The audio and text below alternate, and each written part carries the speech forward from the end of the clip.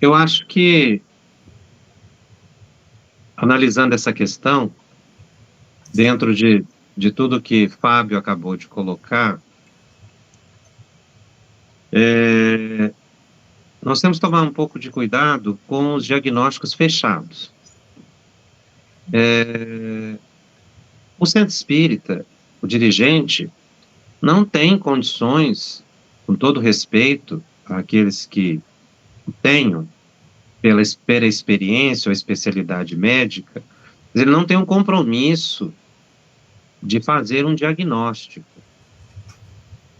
porque isso é a matéria médica. A esquizofrenia, ela é um transtorno mental em que a pessoa perde o contato com a realidade. Há uma deterioração da emoção. A pessoa tem uma alteração da realidade, portanto, ela tem psicoses, alucinações, ela ouve vozes, elas têm delírios, um comportamento anômalo, e vai reduzindo, como eu disse, a emotividade, a motivação, a função mental, a cognição. E isso gera desempenho, problemas no desempenho do cotidiano, profissional, social, relacionamentos, autocuidado. Existem vários tipos de esquizofrenia, e dentro desses vários tipos, graus que nós poderíamos dizer de pessoas a pessoa. Esquizofrenia é um transtorno mental muito sério, que não se caracteriza apenas por um surto, mas é uma curva de vida. Por isso não se confunde médium com esquizofrênico. Porque, na verdade, o médium está preservado em relação à realidade, ele não tem alucinações, ele não ouve vozes, ele se comunica com espíritos, é diferente. As vozes não lhe dão comando, como acontece na esquizofrenia. Mas o médium, ele está preservado psiquicamente. Inclusive,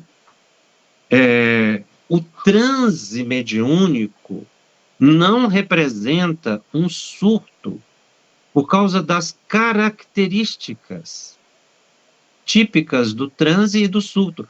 No transe, o médium está perfeitamente preservado nas suas emoções, na sua percepção da realidade. Por isso, também peço desculpas a quem pense diferente, a palavra transe não se adequa perfeitamente ao fenômeno que ocorre no momento em que o médium está produzindo o fenômeno mediúnico. Porque a palavra transe tem um significado médico que indica estado alterado de consciência. E o médium não está necessariamente num estado alterado de consciência quando está na chamada crise de Allan Kardec, que era a expressão que ele usava. Como não há palavra ainda, os espíritos não trouxeram uma outra palavra, senão crise, e André Luiz usa a palavra transe, nós temos que entender que a palavra transe no espiritismo não tem o significado médico comumente utilizado, e a gente não pode fazer esse empréstimo, porque são doutrinas completamente diferentes, a médica e a espírita. Os espíritos utilizam a palavra transe do mesmo jeito que Erasto, no passado, usou para Kardec a palavra telegrafia do pensamento. Não tinha palavra para descrever o que a gente chamou de telepatia. Então, a palavra transe, ela precisa, quando André Luiz a utiliza, a gente percebe que ele não está falando propriamente de um estado alterado, patológico, porque transe na medicina é um estado patológico, porque ele é alterado de consciência. E o médium está, muitas vezes, plenamente consciente quando está em passividade. Portanto, eu particularmente, não querendo fazer aqui nenhuma apologia a opiniões ou palavras, porque eu uso a palavra transe, mas a verdade é um estado sui generis de consciência, porque não é classificável. pela ciência comum. Porque o espiritismo é uma ciência extra-mundo, extraterrestre, digamos assim. E as palavras são emprestadas por falta de terminologia. Então, é um estado sui generis de consciência. Por isso, não é patológico. Por isso, não é transe como estado anômalo ou alterado da consciência. O médium pode estar em estado psicofônico ou psicográfico mecânico e conversar com uma outra pessoa. Estar em psicofonia e perceber claramente que o que ela está falando não é dela. Então, ela não está no estado alterado de consciência, no sentido clássico da expressão. Por isso, o estado sui generis de consciência, que não ocorre na esquizofrenia, que é uma patologia já classificada medicamente. O esquizofrênico clássico não tem condições de participar da reunião mediúnica, e isso fica muito claro quando você conversa com a pessoa, desde que ela venha com esse diagnóstico para o centro. E a pergunta foi feita se essa pessoa desequilibra o grupo. Eu colocaria a questão no sentido inverso. O grupo, a atividade mediúnica, pode desequilibrar a pessoa. Porque ela pode estar, como o Fábio colocou muito bem, há anos sem um surto.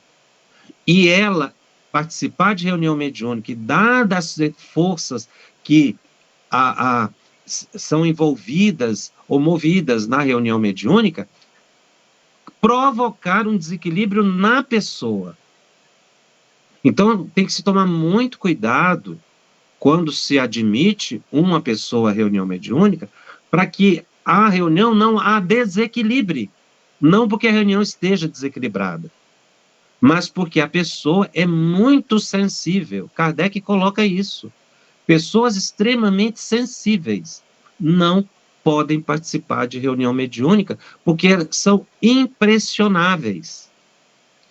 Que ele usava essa expressão à época, e que a gente vê hoje, que é essa hipersensibilidade. Então, tem que ter muita responsabilidade você colocar uma pessoa na reunião mediúnica. É pelo mesmo motivo que você não coloca um adolescente em reunião mediúnica. É porque ele está em estado ainda de formação psicológica, neurofisiológica, e você violenta isso. A reunião é equilibrada, mas as energias que circulam ali dependem de uma organização harmoniosa.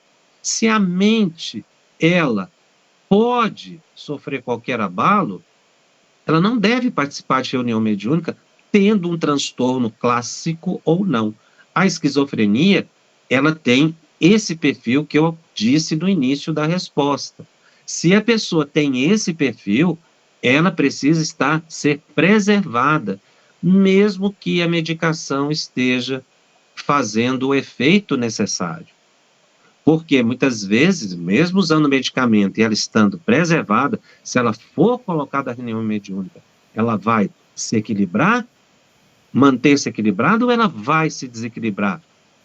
Isso é uma reflexão que precisa ser feita na contramão da pergunta. Então, muitas vezes o esquizofrênico não prejudicaria a reunião, mas ele se prejudicaria. Mas também se prejudicaria se ele tiver uma arritmia cardíaca, se ele tiver a unha encravada, como disse aí o Fábio, se ele tiver uma descompensação cardiovascular. Às vezes a pessoa está arritmicamente falando em equilíbrio, mas se ela for para a reunião mediúnica e entrar em transe, o coração vai acelerar e ela poderá desencadear uma arritmia cardíaca descontrolada. Então é preciso observar a saúde como um todo para que a gente não prejudique a saúde do indivíduo. Por isso, aquela orientação, a pessoa chega chorando no centro espírita, dizendo que está vendo espírito, dizendo que está ouvindo vozes dizendo a ela para suicidar, vozes dizendo a ela para cometer um crime. Ah, você é médium, você precisa ir para a reunião mediúnica. Isso é um grande desfavor que se faz. Essa pessoa precisa de assistir reunião pública e ser orientada a um acompanhamento médico e psicológico para avaliar, embora realmente a medicina não tenha como diagnosticar e analisar a questão da mediunidade, Mas essas informações dão suporte ao dirigente para ele poder ajudar a pessoa. Nós temos que pensar que a reunião mediúnica, essa análise que se faz do perfil da pessoa, não é uma seleção aleatória, é uma proteção ao indivíduo. Porque a gente pensa muito na proteção do grupo, mas eu particularmente penso na proteção da pessoa, entendendo que é uma reunião mediúnica, equilibrada, séria, com pessoas amadurecidas, mas essa pessoa está em condições a benefício dela e não contra ela.